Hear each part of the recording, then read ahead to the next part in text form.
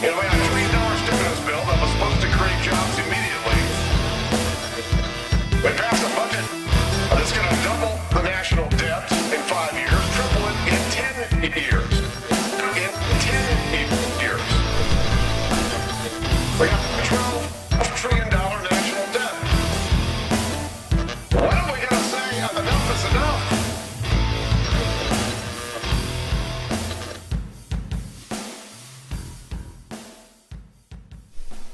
What do I know about the national debt? I know the national debt is extremely high. I know that everybody should be concerned about the national debt.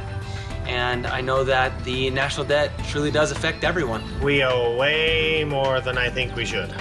It is astronomical and it seems to be growing larger every day. But what is the national debt? Here's the average family.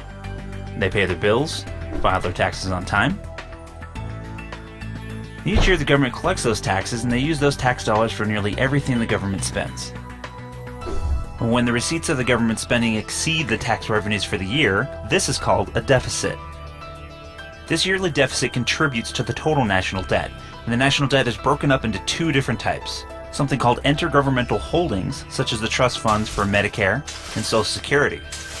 The government puts tax revenues into trust funds that accumulate interest, so in the future they'll be sufficient to cover future obligations. It's like the government writing itself an IOU to itself, or taking money from one pocket and put it in the other. Now here's the problem with Social Security. On August 14, 1935, Franklin Delano Roosevelt signed the Social Security Act into law. The original intent of the bill was to render a system of economic surety to retired workers. Today, Social Security covers disability and survivor benefits as well as a number of other government programs. In 1950, Social Security made up just 2% of the total federal budget. Today, Social Security makes up nearly 20% of all government spending. In 1950, there were 15 workers for every one Social Security beneficiary. But today, there are only 3 people paying into the program for every one Social Security beneficiary. It is estimated by 2030 there will only be 2 workers for every one Social Security beneficiary. And by that point, Social Security will be a thing of the past. Social Security revenues collected are immediately invested in government securities. The government does this to use the funds for other programs and debts it has an obligation to pay. The borrowed money the government spends from Social Security is included as part of the overall national debt. As of 2011, the government owes Social Security over $4.6 trillion from borrowed funds. To repay the Social Security Trust Fund, there's only going to be 3 options. Raise taxes, cut benefits, or print more money. Neither of these options sound very appealing. Social Security is a program that helps millions of Americans have the security that they need. But the government has promised more than it can afford and borrowed way too much to cover its spending habit. Social Security as it is today, with the current federal government policies in place, Social Security is simply unsustainable. Now the more often talked about part of the national debt, the public debt. How much do I think the national debt is? I think it's between 12 and 13 trillion dollars. I think the national debt's like somewhere in the trillion something. I know that it's big, that we're selling parts of it, and that it's growing. When the government can't cover its financial obligations for the year, the Federal Reserve auctions off bonds, notes, and other securities in exchange for money. These securities, as they're called, are purchased by people and organizations inside and outside the United States. A portion of the debt the government creates is held by domestic investors, while a large portion of the public U.S. debt is held by foreign countries. With the amount of money the government needs to pay for its programs, there is simply not enough investment domestically to pay for it all. Who are the largest owners of our public debt? China and Japan. Foreign debt in and itself is not necessarily a bad thing. It's actually a good indication of economic stability. It's actually the sheer volume of debt we owe to foreign entities that's the biggest cause of concern.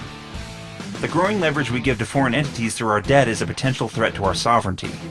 We've made the rest of the world our private banker, and we just might regret this sooner than later. So, how bad is this debt problem? At 2011 spending levels, the government will spend $4 billion just today. That equates to $120 billion every single month. That's $1.4 trillion over the course of just 1 year. When you compile that with the rest of the US debt, the government owes $14.4 trillion. And when you crunch the numbers, that comes out to be about $47,000 per person and $122,000 for every single household in America. And by the end of 2011, the national debt will be equal to the gross national product. If you were to take everything the US made, sold, imported, exported, invested, everything, it would be roughly equal to the total national debt. Ignoring the fact that it's taken us over 235 years to rack up this much debt. And that's a big problem. Now at this point you're probably asking yourself the question, how does this affect me? I think it's affecting everybody. Prices are going to have to go up for a lot of things. Taxes might go up, which they probably should. I do think that that's one of the only ways that we're going to be able to decrease that deficit. But I think we're seeing it everywhere. I think we're seeing it in the grocery store. I think we're seeing it in property values and all of our other normal daily routines. It'll affect my retirement because as it comes back to have to be paid back, then it's going to affect my retirement as I'm in retirement years right now. With the corporations getting the bailouts, if they had put that stimulus into people like us that have a lot of debt and not a lot of income, I think that'd stimulate it better. I believe that it will have a long-term effect. It obviously affects our economy, and in turn that affects me and my standard of living. It affects me as a business owner because it's affecting everybody else. Everybody else is much more apt to be a little more tight-fisted with their money, and so I do think that it's causing more of a concern to the general public, so they're less apt to spend money somewhere where they feel they might not need.